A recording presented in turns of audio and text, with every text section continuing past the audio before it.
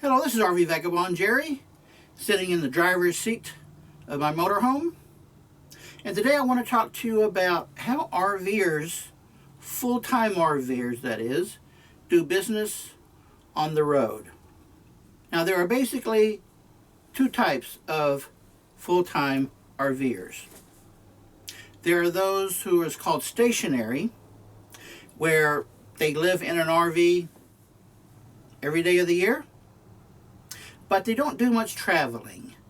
They're pretty much just set in one RV park or maybe on private land, and those are most likely younger people who are still working, and they go to work every day, then they come back to their RV for the night.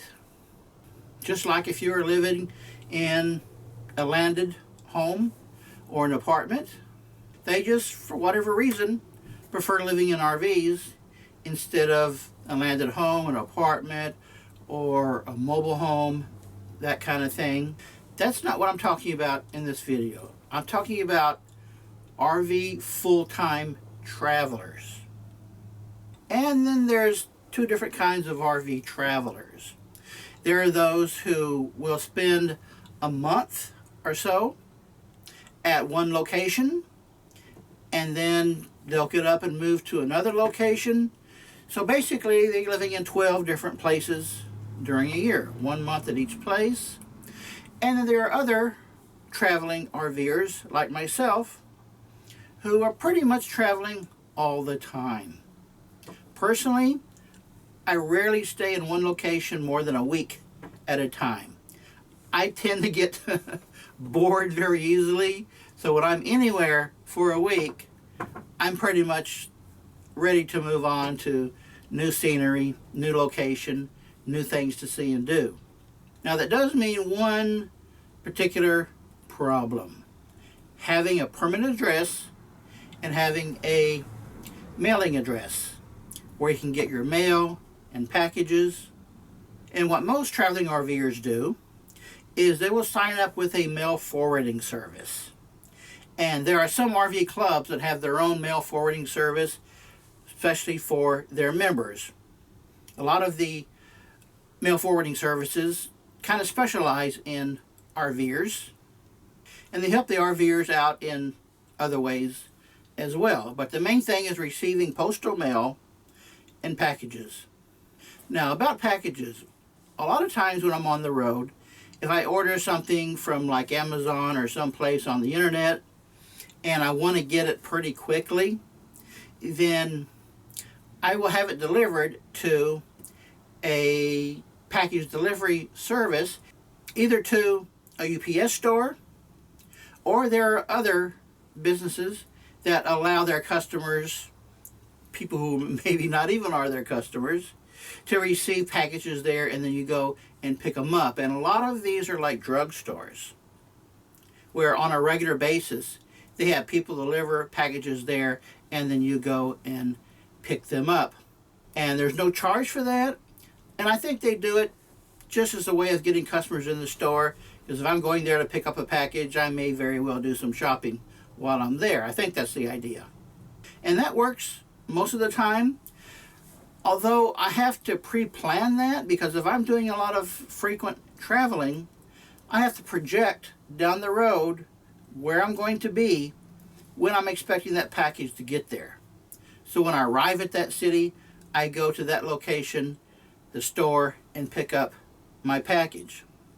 Sometimes I'm there too early, and then sometimes the package will have been sitting there for a week or two waiting for me to get there, and that's when it is a bit problematic.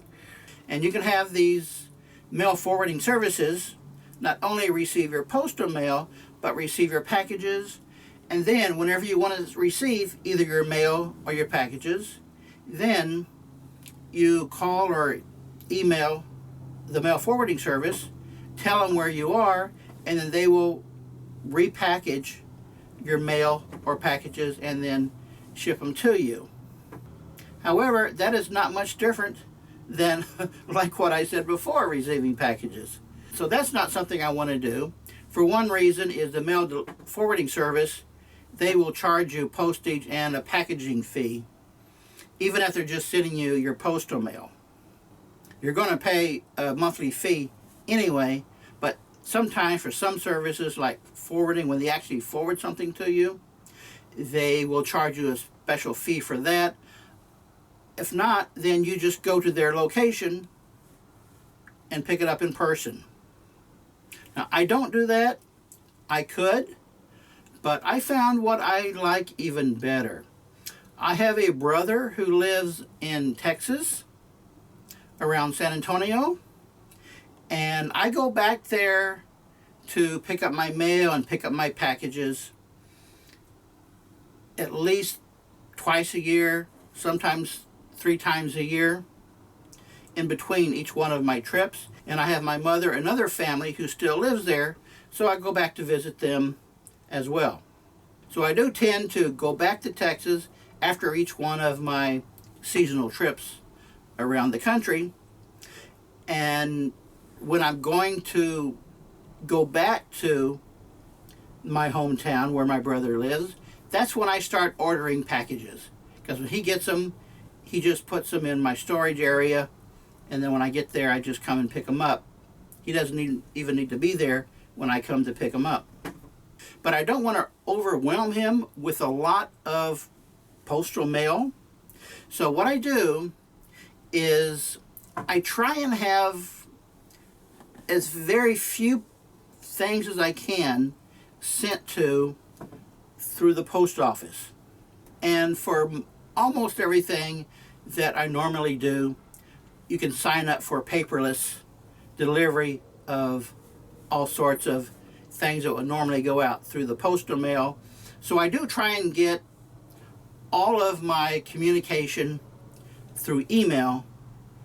I try to avoid as much as possible postal mail, because it may be 6 months between me actually going up to pick up my mail.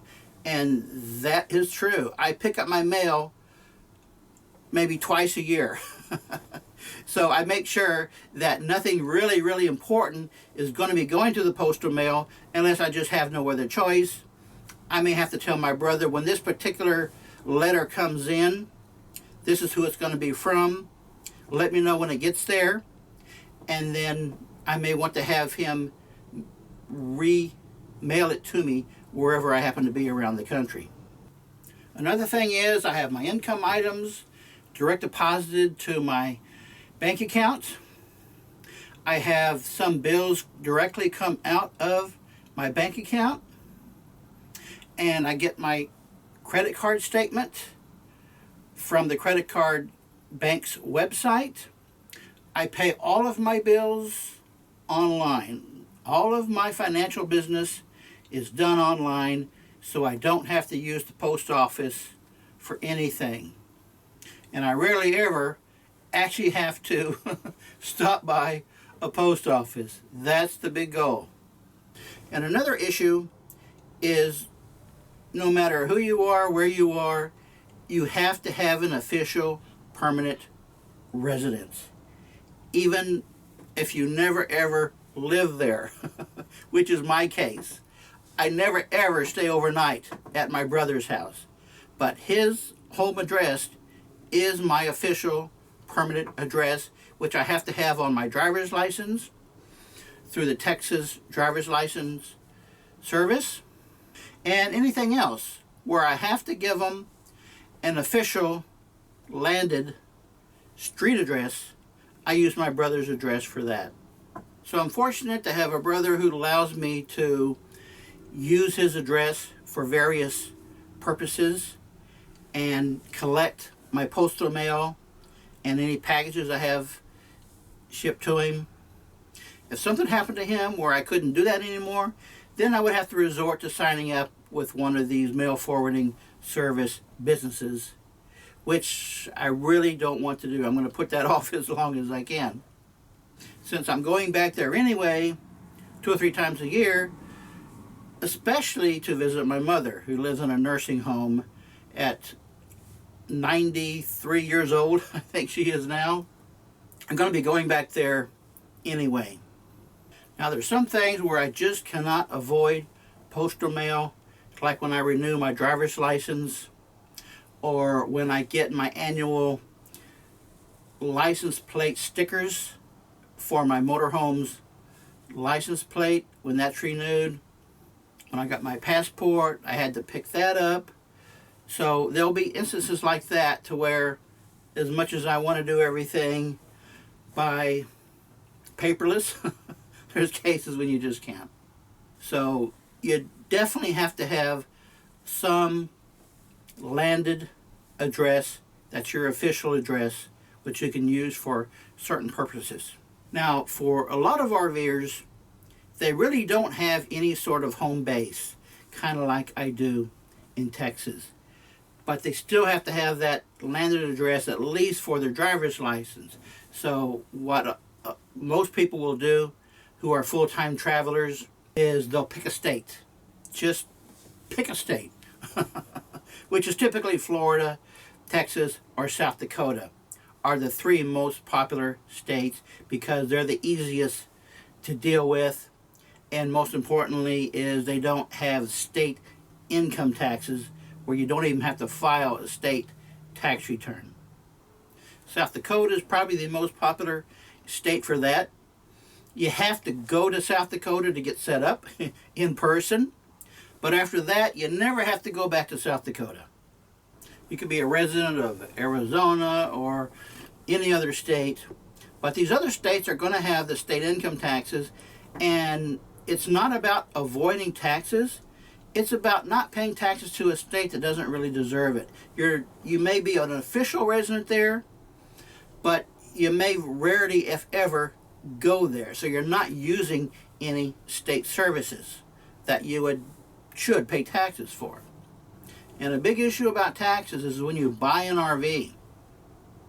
When I bought my motorhome, I was living in California at the time, and the state sales tax on the purchase of my motorhome would have cost me $17,000 in state sales tax. Even though I bought it just shortly before I moved out of California and moved to Texas. So there's no reason California should get $17,000 from me when I was only there for a few months with the motorhome. So I did what a lot of people do. I set up an LLC in Montana because mainly they don't have sales tax at all. So I bought my motorhome in Iowa without licensing it. Then I licensed it through Montana. Because registering, titling an RV or any kind of vehicle in Montana is the least costly of any state. The annual licensing is very cheap, and there's no cost to transfer the ownership name on a title.